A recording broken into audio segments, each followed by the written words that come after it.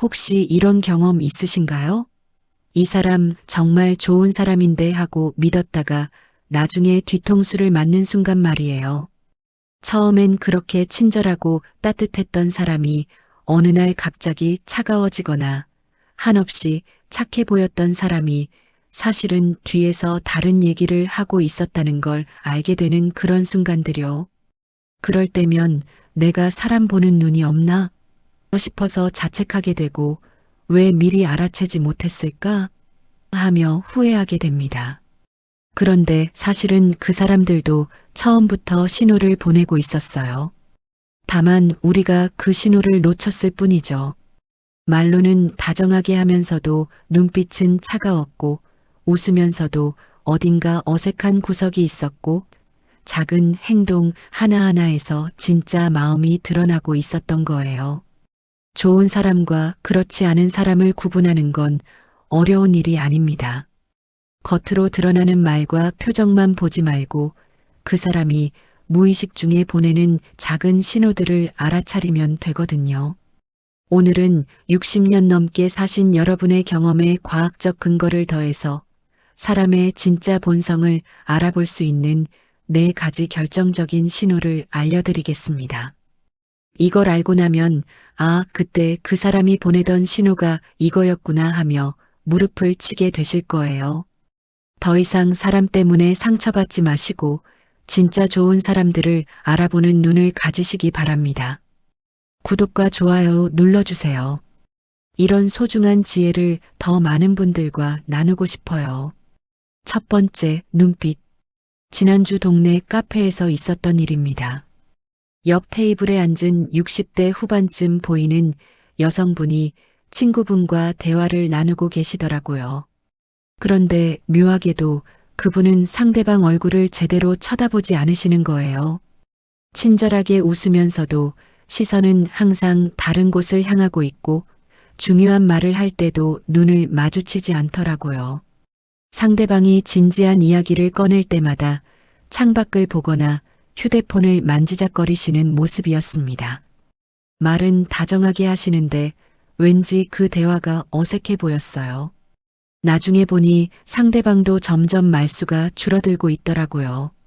하버드 의과대학의 심리학 연구팀이 2018년에 발표한 연구 결과를 보면 대화 중 아이 컨택을 피하는 사람들의 특성이 명확히 드러납니다. 연구진은 1200명을 대상으로 6개월간 대화 패턴을 분석했는데 눈 마주침을 회피하는 사람들이 거짓말을 할 확률이 73%더 높았다고 합니다. 또한 MIT에서 진행한 신뢰도 측정 실험에서는 대화 중 눈을 마주치는 시간이 30% 줄어들 때마다 상대방의 신뢰도가 평균 45점씩 떨어진다는 결과가 나왔습니다.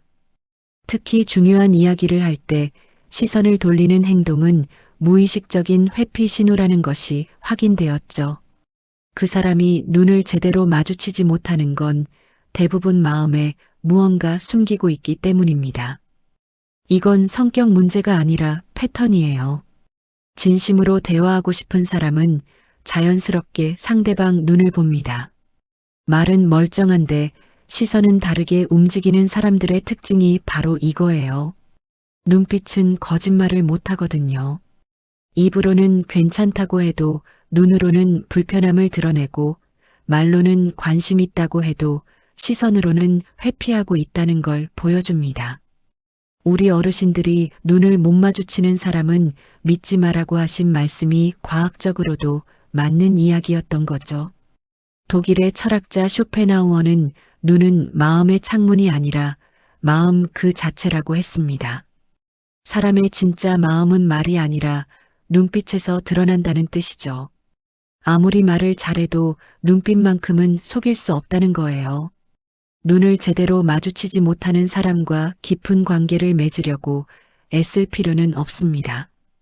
그런 분들과는 적당한 거리를 두고 가벼운 관계로 지내는 게 서로에게 편해요.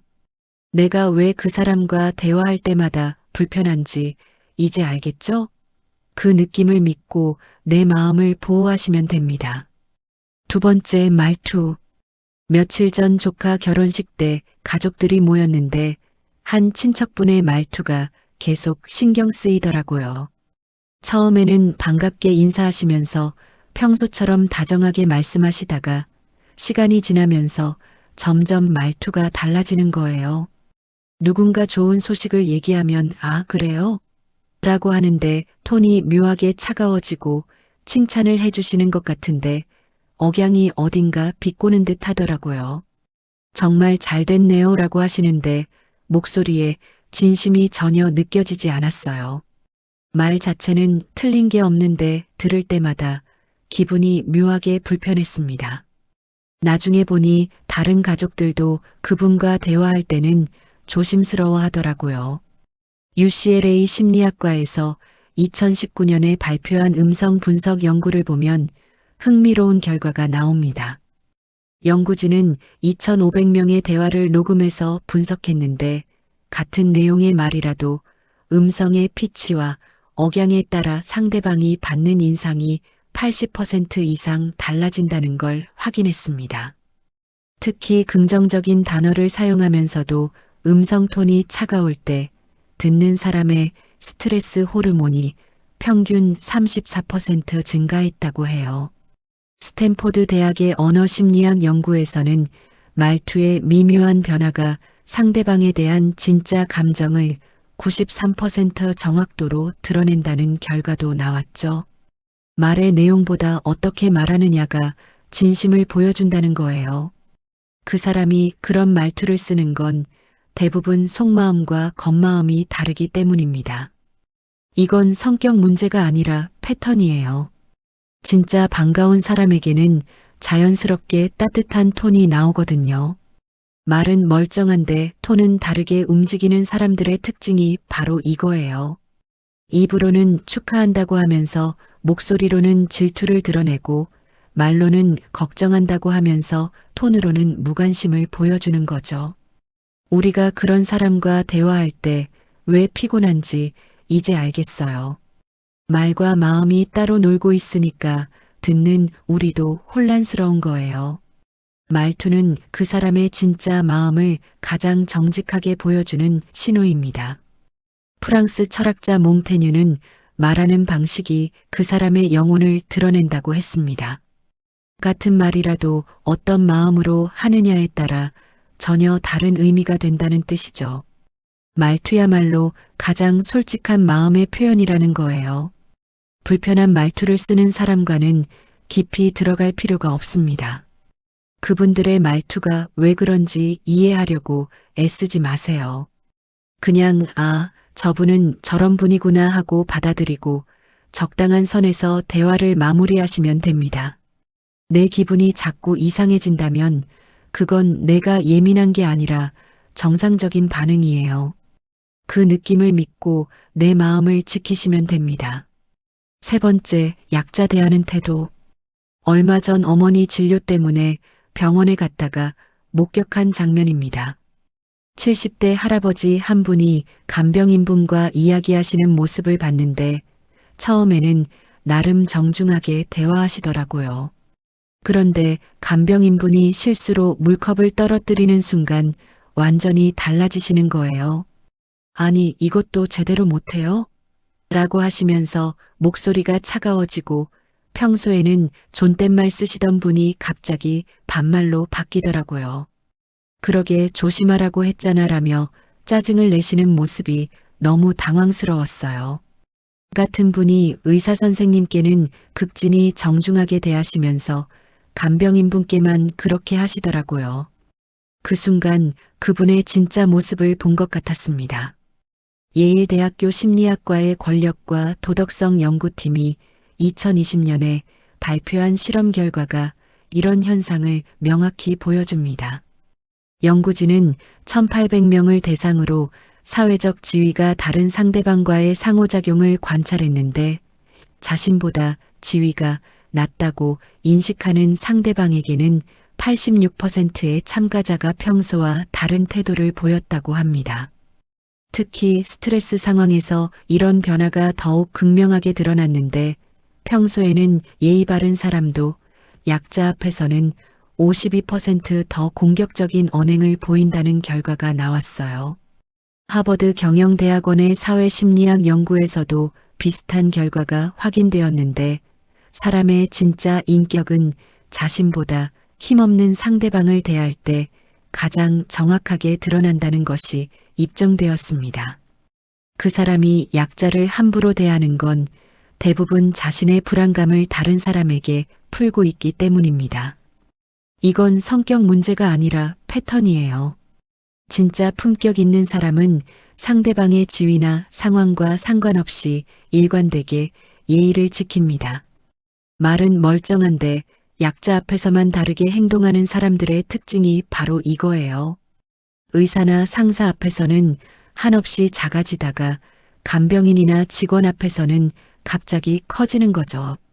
이런 사람들은 자신의 스트레스나 열등감을 약한 상대방에게 화풀이하면서 마음의 균형을 맞추려고 해요. 진짜 성숙한 사람이라면 힘든 상황에서도 약자를 더 배려하거든요. 약자를 대하는 태도야말로 그 사람의 진짜 인격을 보여주는 가장 확실한 신호입니다. 공자는 군자는 아래 사람에게 더욱 정중하다고 했습니다. 진정한 품격은 자신보다 약한 사람을 어떻게 대하느냐에서 드러난다는 뜻이죠. 힘 있는 사람에게만 예의를 지키는 건 처세술일 뿐이라는 거예요. 약자를 함부로 대하는 사람에게서는 과감히 선을 그으셔야 합니다. 그런 분들이 나중에 나에게도 똑같이 할 가능성이 높거든요. 저 사람은 저런 사람이구나 하고 인정하고 깊은 관계는 피하시는 게 좋아요. 약자에게 무례한 사람은 언젠가 나에게도 무례할 거예요. 그런 사람에게 실망할 필요도 없고 바뀌기를 기대할 필요도 없습니다. 내가 지켜야 할 건 나 자신이니까요. 네 번째, 시간 약속. 작년부터 한 달에 한 번씩 만나기로 한 친구가 있습니다. 처음 몇 번은 그럭저럭 괜찮았는데 점점 늦게 오기 시작하더라고요. 처음에는 10분, 그 다음엔 20분, 최근엔 거의 40분씩 늦어요. 미안하다는 말은 하는데 표정은 별로 미안해 보이지 않고 길이 너무 막히더라. 급한 전화가 와서 같은 핑계를 늘 갖고 오더라고요. 한 번은 제가 혹시 시간이 어려우시면 다른 날로 바꿀까요? 라고 물었더니 아니에요. 괜찮아요 라고 하면서도 다음 약속 때도 또 30분 늦게 오시더라고요. 기다리는 동안 혼자 앉아 있으면서 내가 왜 이렇게 기다리고 있나 싶은 생각이 들었어요. 그분은 늦는 게 습관이 된 것 같았습니다.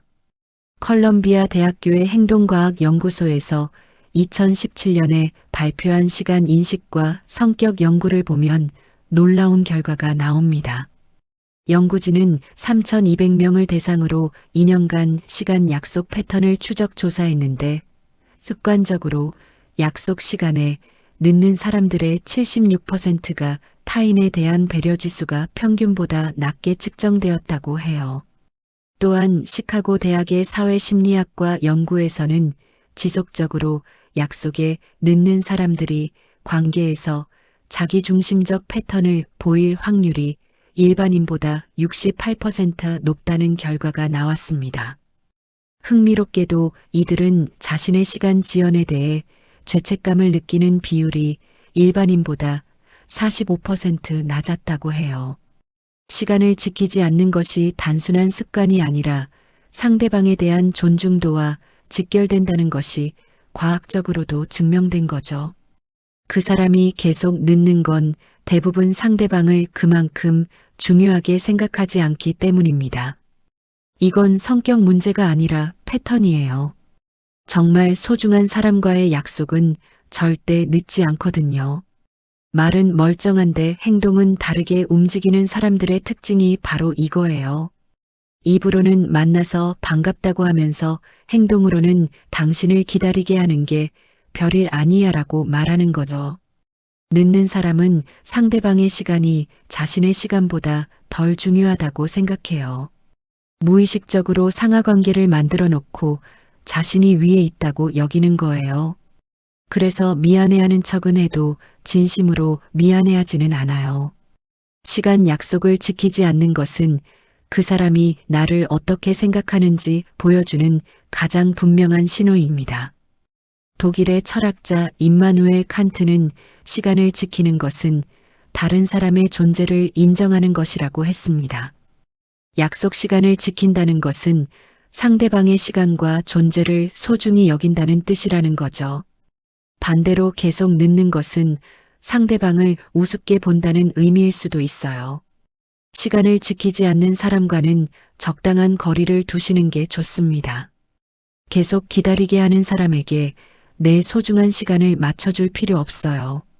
아, 저분은 원래 그런 분이구나 하고 받아들이고 중요한 약속은 다른 분들과 하세요. 늦는 사람 때문에 내가 스트레스 받을 이유는 없어요. 시간을 소중히 여기는 사람들과 함께 할 때 인생이 더 편해집니다. 내 시간도 소중하다는 걸 잊지 마세요.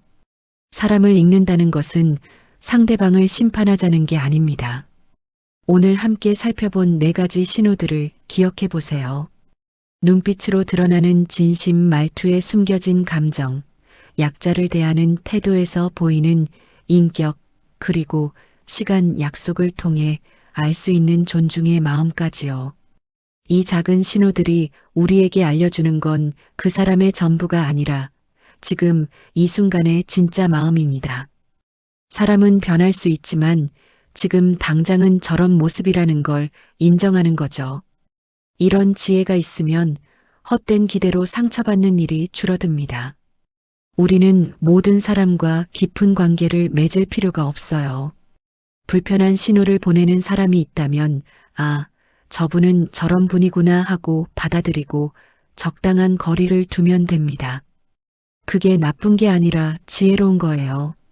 내 마음이 편해야 다른 사람에게도 따뜻하게 대할 수 있거든요. 좋은 사람들과는 더 가까이 하고 불편한 사람들과는 적당히 지내면서 내 마음의 평화를 지키시기 바랍니다. 60년 넘게 살아오면서 쌓인 우리의 감각을 믿으세요. 왠지 이상하다 싶은 그 느낌이 틀린 게 아니에요. 앞으로는 그런 직감을 더 소중히 여기시면서 진짜 마음 편한 사람들과 더 많은 시간을 보내시길 바랍니다. 우리도 조금씩 더 따뜻한 사람이 될 수 있으면 좋겠습니다.